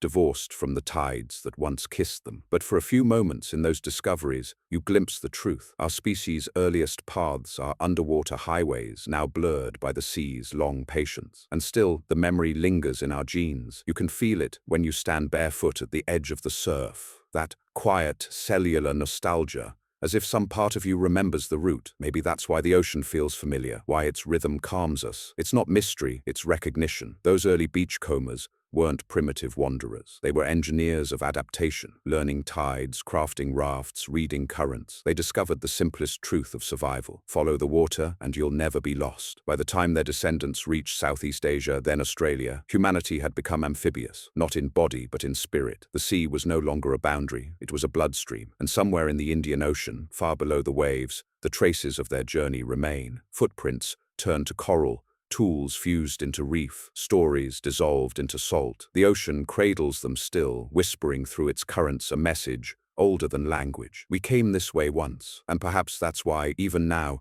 every civilization eventually returns to the shore to listen for the echo of that first migration, carried forever in the waves that built the world. The day it all ends, the ocean doesn't roar, it sighs. You feel the tide crawl higher, higher, until your village becomes silence beneath the blue. History forgets you, but the fish remember. It starts, as most endings do, quietly. The sea comes in earlier than usual that morning. No storm, no wind, just a strange stillness, as if the air itself is holding its breath. You notice the waterline higher than it should be, lapping at the roots of the palms. The fishermen pause, nets half-cast, faces turned toward the horizon. The sun rises, red and swollen, its reflection trembling across a surface that feels too close. You've lived here your entire life. The village has been here for generations. Carved huts, thatched roofs, a shrine of coral stone overlooking the bay. The ocean was always your neighbor, sometimes generous, sometimes cruel, but always predictable, until today. By midday, the tide hasn't gone out. The children laugh and splash through water that should have receded hours ago. The elders frown, whispering to each other. The air tastes metallic, strange, like the moment before lightning. Birds begin flying inland. You don't yet understand what they already know. Far offshore, a soundless force is building. Glaciers half a world away, ice, older than civilization, have been melting for centuries, but now they collapse in earnest. Walls of water hundreds of kilometers wide begin to move, not waves as you know them, but the slow, unstoppable rise of the ocean itself. The earth is rearranging her furniture, and you are standing in the living room. By sunset, the shoreline is gone. The sea has swallowed the first row of houses, then the second. The shrine steps vanish under foam. People climb trees, others gather their belongings, baskets, firewood, idols. But where can you run when the horizon itself is coming toward you? You wade through the rising water, clutching a clay pot, as if one small thing might keep you tethered to normalcy. The water is warm, almost kind. It doesn't crash or rage. It simply insists. Inch by inch, minute by minute, it takes everything. At night, the moon glows faintly through mist, its reflection broken by rooftops now half submerged. You hear the muffled creak of timbers as houses surrender. Somewhere, someone is singing, a lullaby to the sea, or maybe to themselves. The melody drifts through the darkness, soft and unafraid. By dawn, there is no village, only an archipelago of memories, the tips of trees, the highest rooflines, the top of the shrine's spire. You swim through what used to be your world. The schoolyard is now a coral nursery. The market is a lagoon. The wind carries the scent of salt and loss. Then silence. The water stabilizes. The land is gone. The survivors, a few families, a few boats, drift inland to higher ground. They'll build new villages, new stories. They'll call this one cursed or holy, depending on how they cope. Over generations, the tale will shrink into myth. Once there was a city beneath the waves, they'll say. The gods took it, but the gods were only physics, and the flood only time. Thousands of years later, divers will descend through clear blue water and find your world again. They'll see walls covered in coral, pottery sealed in sand, staircases leading nowhere. They'll call it Atlantis, or Kumari Kandam, or Dwarka. The names won't matter. What mattered was that people once lived here, laughed here and drowned here. Fish weave through the remnants of your home. Anemones bloom where children once played. The sea hums softly, not in cruelty, but in continuity. The ocean doesn't mourn, it archives. From space, future satellites will scan this spot and see nothing unusual, just another patch of blue. But beneath that calm surface lies a history written in salt and silence. You close your eyes and float. The water holds you, weightless, the same way it holds ruins, ships, continents. You realize that nothing is truly lost. It's only relocated, translated into the language of the deep. And as the last roof disappears, the sun breaks through the clouds and turns the water gold. For a moment, your entire world glitters, a final offering to the surface before sinking into forever. The ocean sighs again, not with sorrow,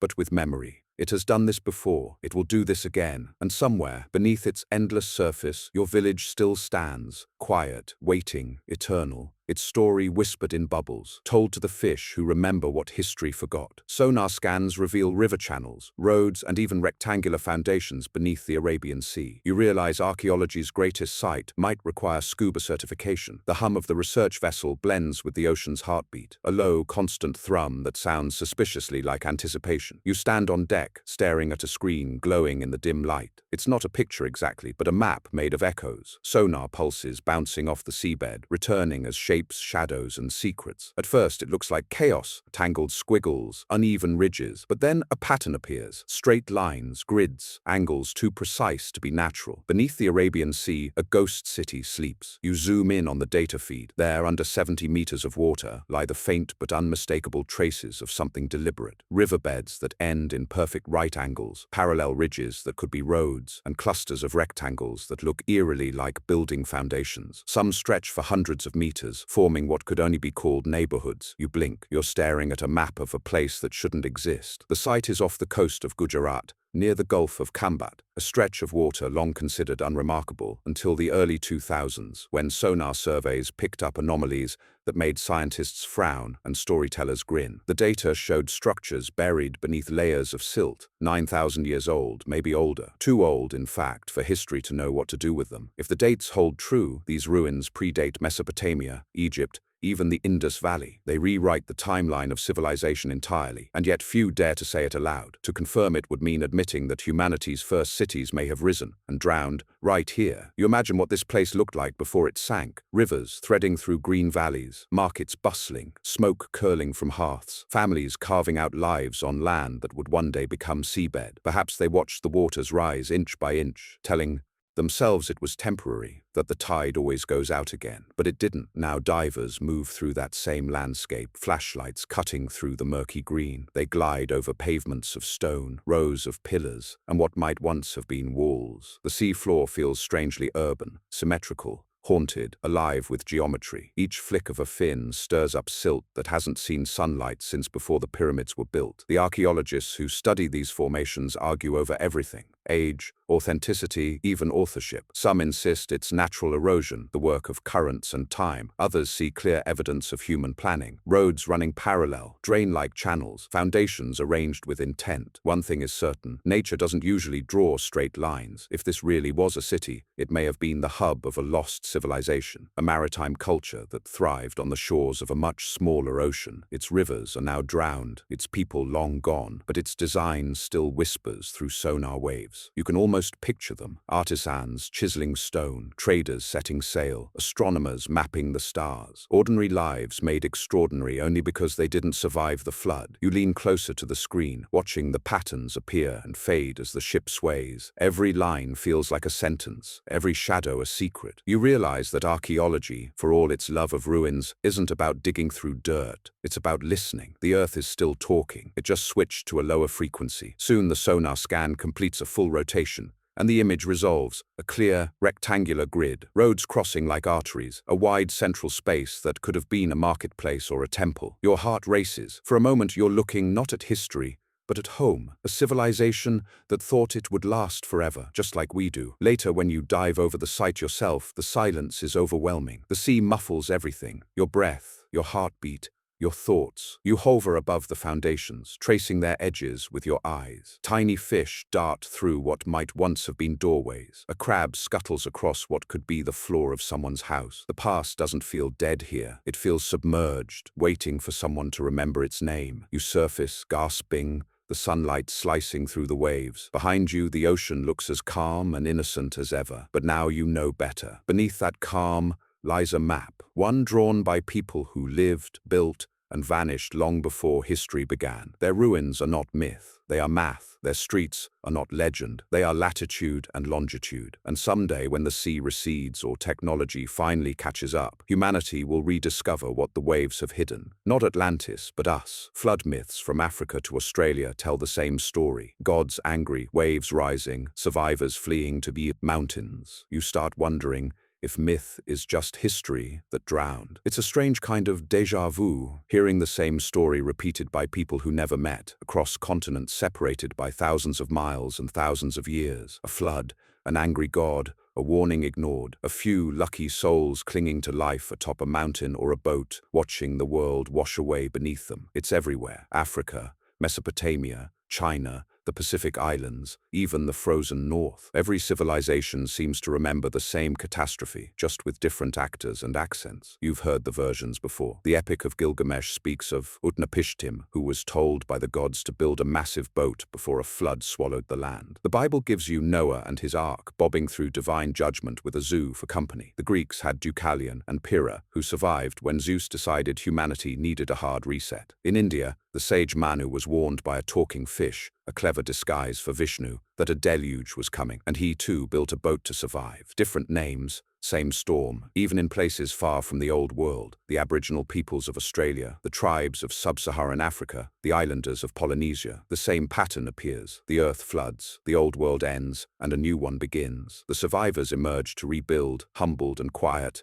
carrying both memory and warning. You can't help but notice how specific some of the details are. The timing, the geography, even the emotional arc. Despair, salvation, rebirth. Too similar to be coincidence, too widespread to be local imagination. Either everyone was plagiarizing the same cosmic bedtime story, or something truly happened, something global enough, dramatic enough, and unforgettable enough to imprint itself into the world's collective subconscious. Scientists might roll their eyes at the global flood idea, but the evidence doesn't make it easy to dismiss. Around 12,000 years ago, at the end of the last ice age, sea levels rose by more than 100 meters as glaciers melted. Massive freshwater lakes burst through natural dams, sending waves the size of skyscrapers across continents. In the Indian Ocean basin, entire landmasses disappeared beneath the waves. The drowned plains of Sunderland, the submerged banks between India and Sri Lanka, the lost rivers off the Arabian coast. If you were living back then, watching your world vanish in slow motion, wouldn't you call it divine punishment too?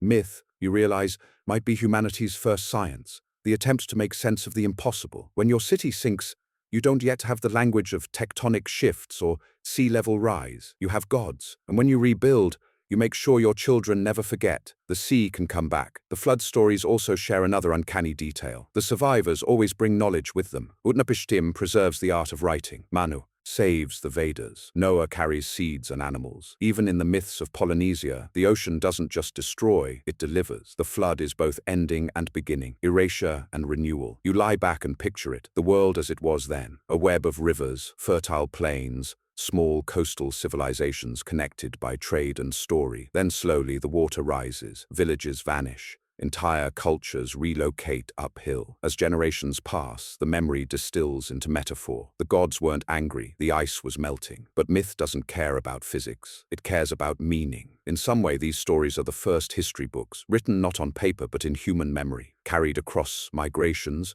whispered at fires, and eventually set down as scripture. You wonder how much of modern religion is simply ancient meteorology wearing a crown. The waves of myth ripple outward. In one culture, the god sends rain. In another, he tips over the ocean. In yet another, a serpent uncoils beneath the earth, shaking it until the sea spills over. Different storytellers, same trauma. It's not that these civilizations borrowed from each other. It's that they all experienced the same event and found the same truth. The sea always wins. You think about the people who lived through it, not as heroes, but as survivors, watching the water creep higher each season, packing up homes, praying to deities who suddenly felt very quiet. When the final wave came, they didn't write history, they became it. And maybe that's why these myths feel so familiar, so eerily intimate. Because on some level, we remember too, the sound of rain that won't stop, the fear of rising water, the awe of survival. The ocean has always been humanity's mirror, vast, unpredictable, and filled with memory. The flood myths, scattered across languages and centuries, are its reflection. Not just stories about gods and punishment, but about endurance, about a species that learned, drowned, and learned again. So you close your eyes and listen to the waves. They sound like every story ever told, retelling itself in infinite variations. The names change, the gods change, but the rhythm remains the same. Rise, fall, rebuild. Because myth, in the end, isn't fantasy, it's memory, waterlogged, refracted,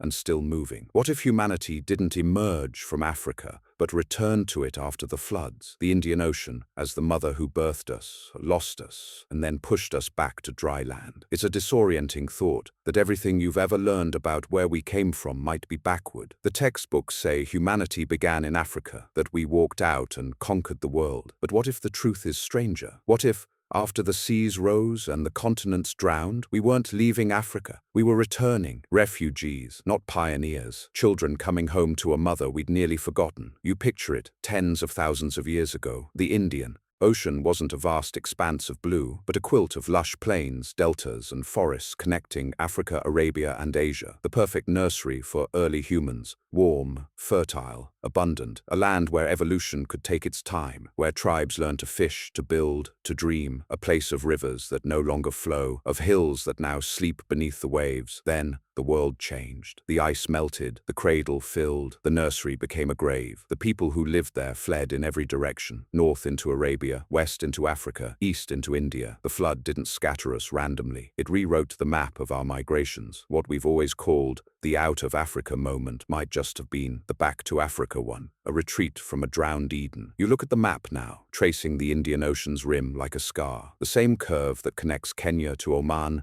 India to Indonesia, Australia to Madagascar. Every shore tells the same story. Stone tools older than we expected, languages that share impossible roots, myths that whisper of lands swallowed by the sea. If the ocean was once the heart of humanity, then its edges are the ribs, all still carrying echoes of the same pulse. Genetic evidence teases at this possibility. Tiny variations in ancient DNA suggest multiple waves of migration, not just one grand exit from Africa, but smaller, more complex exchanges. The genetic footprints go both ways, like footprints in wet sand. For every step outward, there was one back in. Humanity wasn't expanding in triumph. It was escaping, regrouping, remembering. The ocean, for all its beauty, is not sentimental. It gives and it takes with the same hand. Maybe it gave us life once, a gentle womb of mangroves and freshwater lakes, and then, when it was time, it forced us out. Evolution's eviction notice. Grow legs, it said. Learn to walk uphill. You imagine those first returning families crossing into Africa again, their skin sun-darkened, their hands calloused from paddles and nets. They carry stories of the world that drowned, lands of plenty, cities of stone, gods who lived in the sea. They tell their children to stay on higher ground. Those warnings turn into religion, and religion turns into myth. The Great Flood isn't just a story. It's ancestral advice carved in metaphor. Somewhere in that return, language blooms. So does memory. So does longing.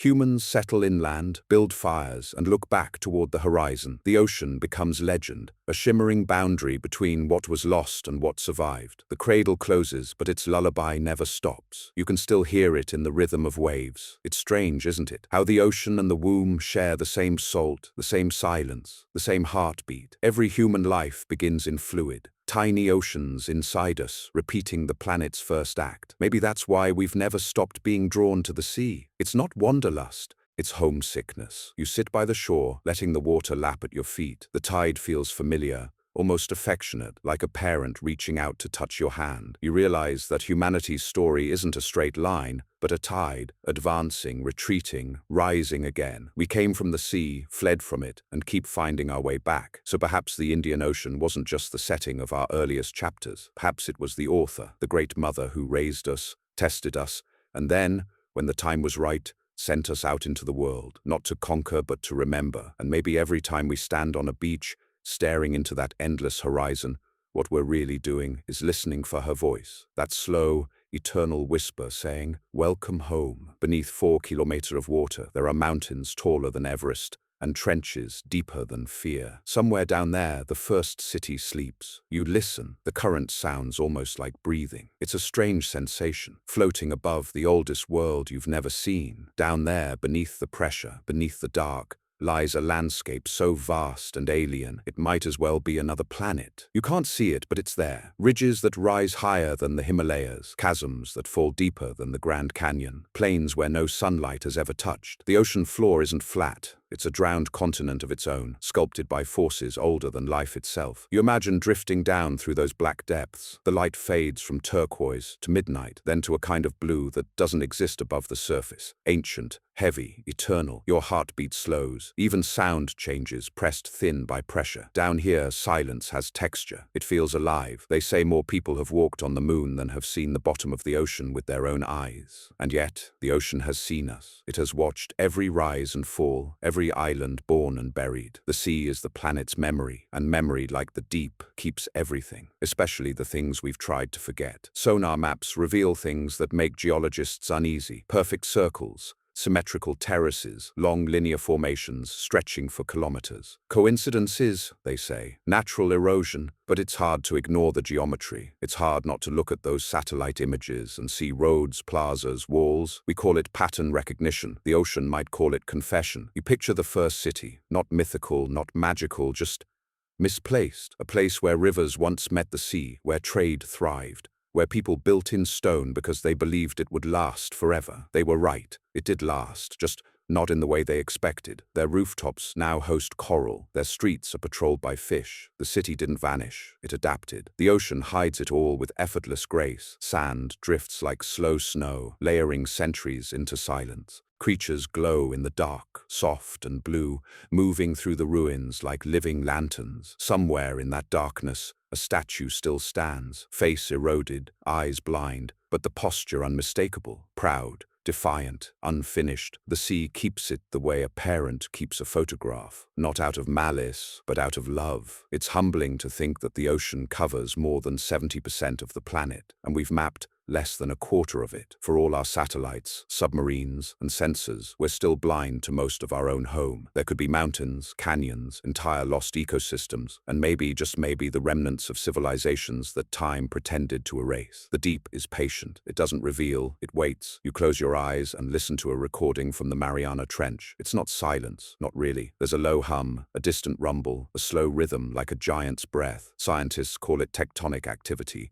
water moving through rock. But if you listen too long, you start to hear something else. A pulse, a pattern, almost a heartbeat. The Earth itself, remembering. Every few years, expeditions send robotic cameras down to explore. They capture glimpses, a stone archway encrusted with coral, a smooth stairway carved into basalt, a pattern of tiles half buried in sediment. Most of it's dismissed as coincidence. But when you look closely, it's hard not to feel that the ocean is teasing us, showing fragments, never the whole story. A reminder that discovery is a privilege, not a right. The deeper you go, the older the water becomes. Ancient layers untouched by sunlight for tens of thousands of years. Somewhere down there are pockets of atmosphere from before civilization, bubbles of the air our ancestors once breathed. If you could release one, would it smell like smoke, or like the world before language. You float above the vast blue surface, knowing what lies beneath it. Cathedrals of stone, trenches of silence, history suspended in darkness. The waves slap softly against the hull, their rhythm calm, indifferent, eternal. You understand now why sailors used to call the ocean a god, not because it punished, but because it remembered. The current shifts, warm against your skin. It feels almost like exhalation, as if the sea itself is breathing, slow and steady, keeping the planet alive. And as the last light of day fades, you realize the truth. The ocean doesn't hide secrets. It keeps them safe, because some stories are too heavy for air, and only the deep has the strength to hold them. At last you dive. Light fades to green, then blue, then black. Out of the dark, shapes emerge, columns, doorways, faces carved in stone. The ocean doesn't reveal, it remembers, and it whispers that we were here before. The water is heavy, but patient. It pulls you down slowly, layer by layer, like turning the pages of a book